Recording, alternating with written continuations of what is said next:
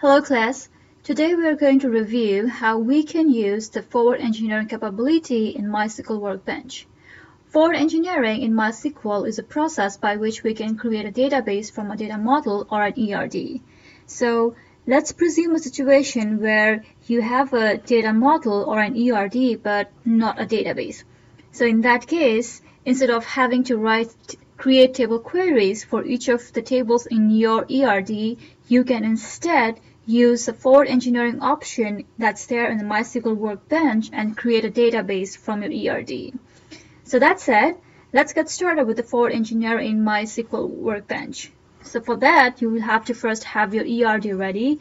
So I have one ERD with me.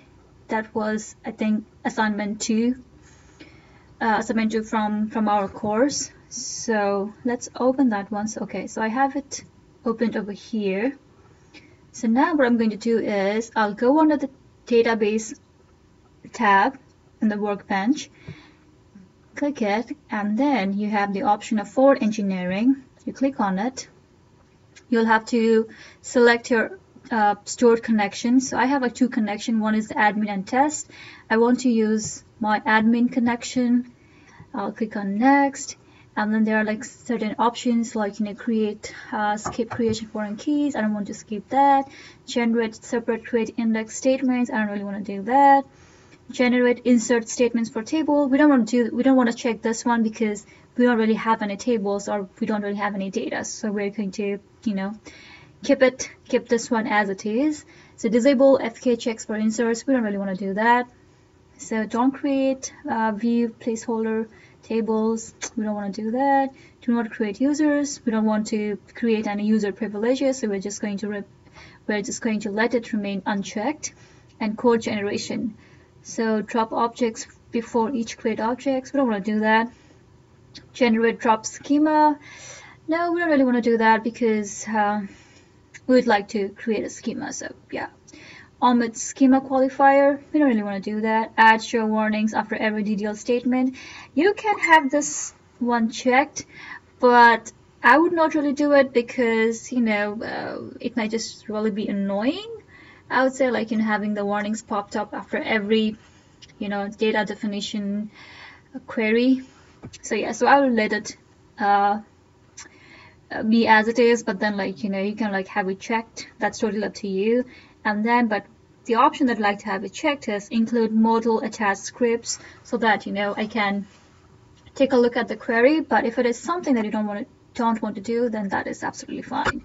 But in my case, I'll just like to have it checked because I'd like to have a look at the query. So I'll hit the next button. So and then you'll have you'll be taken to the next screen of where you can select the table objects. So I have this one checked over here. So if you click on the filter, it will tell you which tables do you want to import for the forward engineering process.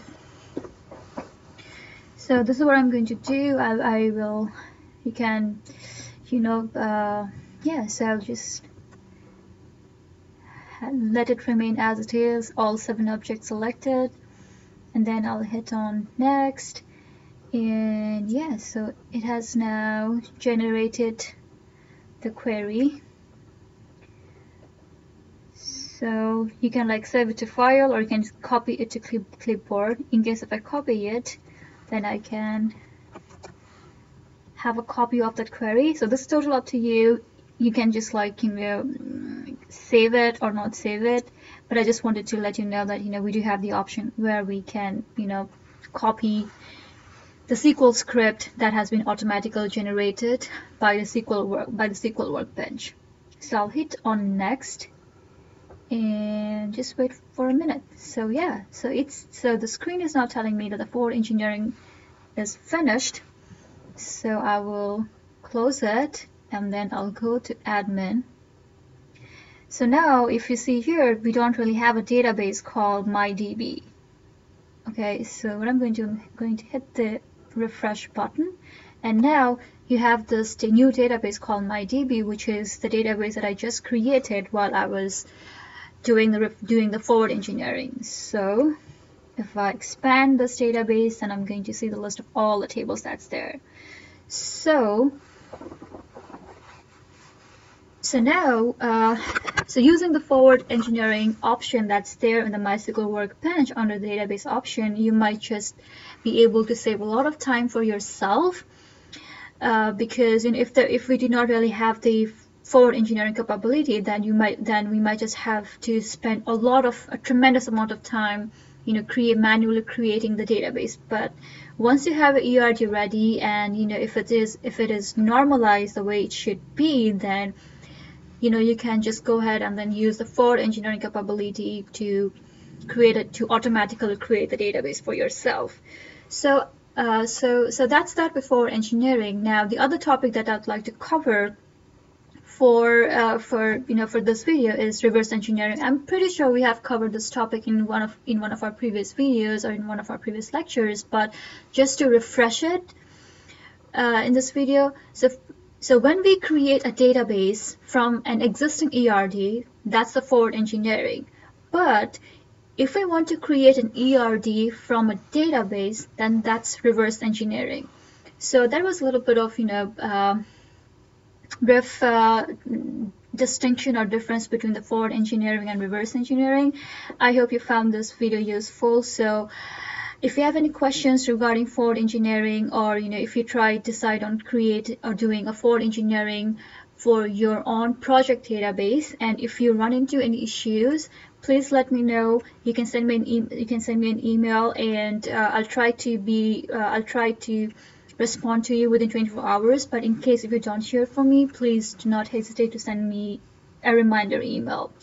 So thank you so much for